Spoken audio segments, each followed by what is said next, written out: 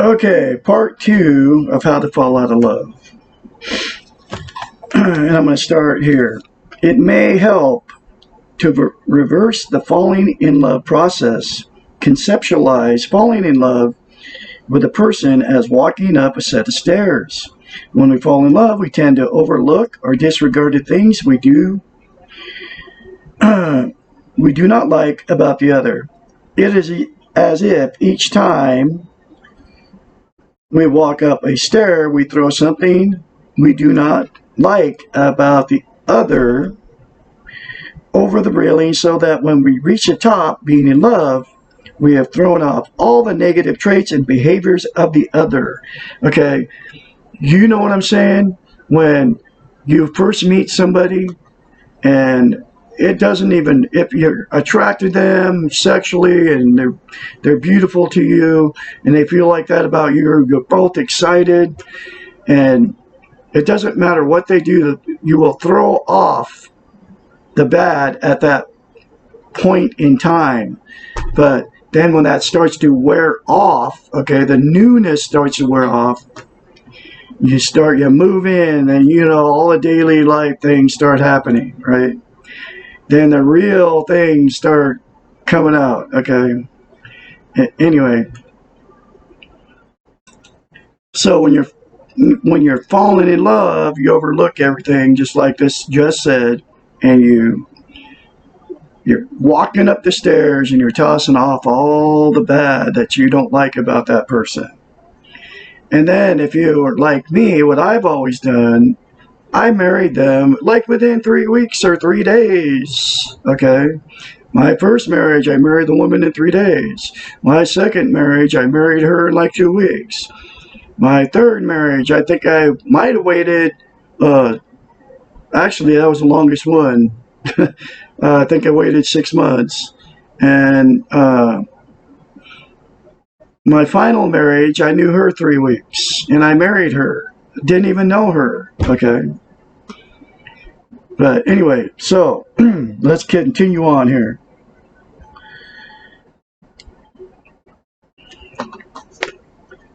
Falling out of love means walking down the same set of stairs and retrieving each of the things we threw over the railing. This time we focus on each thing that we did not like or that bothered us. Nothing is too small for our attention. When we get to the bottom of the stairs, we will be dealing with a flawed human being, and this is someone that is easier to fall out of love with. Try to avoid romantic places and music that you have shared with the loved one. This is not the time.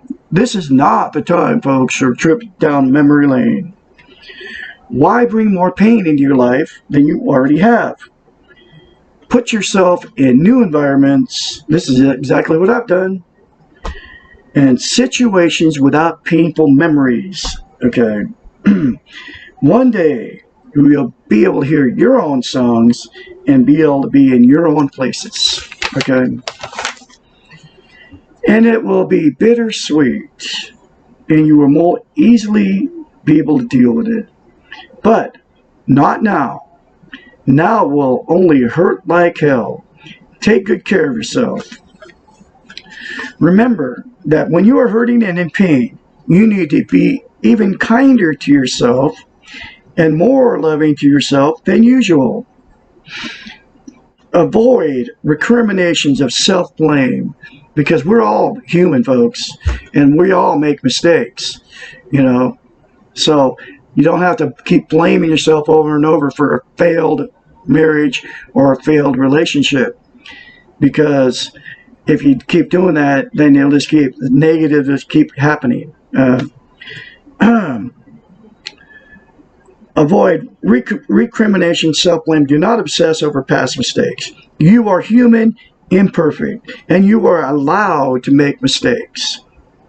You cannot maintain a relationship with the illusion of infallibility. When someone stops loving you, this has more to do with where they are than with what you have done. When you love others, your love is a gift to them. When you are loved, you are receiving a gift from someone else.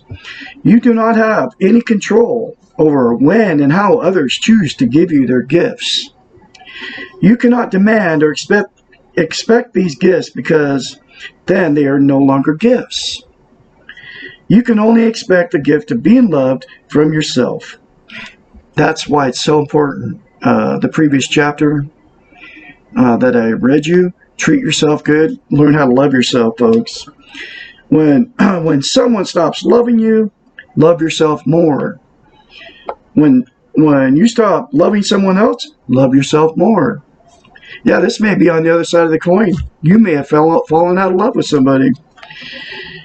This will help reduce the neediness within yourself to be loved, and you'll prevent symbiotic relationships with others. So the bottom line is, folks, the only way you can ever have a healthy relationship with anybody else is to love yourself. And I went over that chapter. One of the big things, a simple thing, it's not even simple. Go try it. Go tell yourself you love yourself in the mirror. Say, I love you, and with a smile on your face. See what you feel like. But no matter what you feel like, just keep doing it.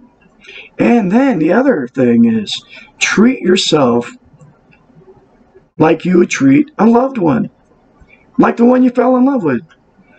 Treat yourself like a king or queen. You know, if you have the ability, if you like a clean house, keep your house super clean. If you like a clean car, keep your car super clean.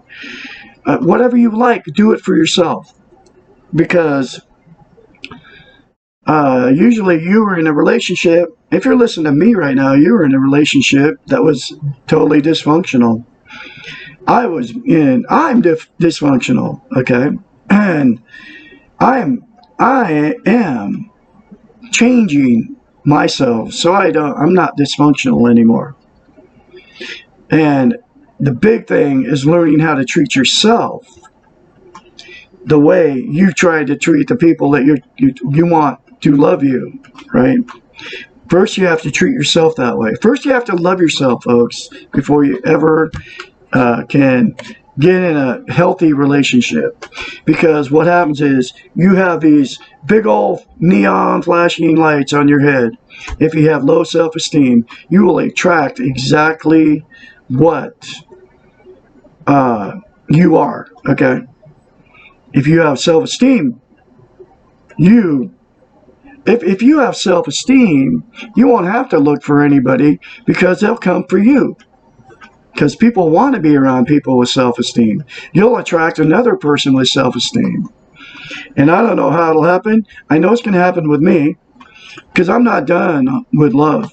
I'm not letting my low self-esteem make me be alone for the rest of my life. Because I don't want to be alone the rest of my life. I want to be in love. I want to be loved. And I want to share everything I got, because I have all kinds of stuff to share with somebody. But I'm not going to share it. I'm not going to, anyway, this chapter, concludes this chapter. You all have a great day out there.